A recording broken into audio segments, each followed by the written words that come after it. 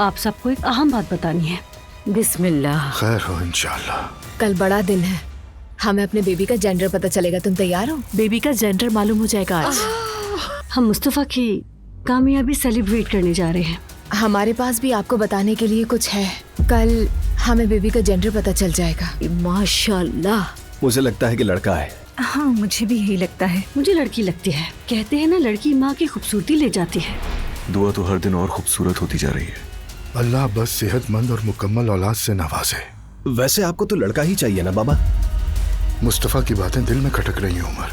कहता है बोर्ड बेच दी है और आज बाकी की रकम भी ट्रांसफर हो जाएगी। मैंने आज बाबा की आंखों में आंखें डालकर झूठ बोला। तुम तो बहुत खुश थे, फिर अचानक क्या हो गया? मैं बाबा को क्या जवाब दूं? वो पूछ रहे थे कि किसने खरीदी। मैं कैसे कह दूं कि मैंने खरीदी है? फिलहाल उसे किसी और के नाम कर देते हैं। क्या मुमकिन है ऐसा? मैं हूँ ना। सब रोमांटिक और खूबसूरत चल रहा था कि पता ही नहीं चला, और अचानक मेहदी की आवाज से मेरी आँख खुल गई। फातिमा, लेकिन इस सब में उमर का क्या कसूर? मुझे इस पोजीशन में डालने वाला वही इंसान है। फोन पिक कर लो प्लीज।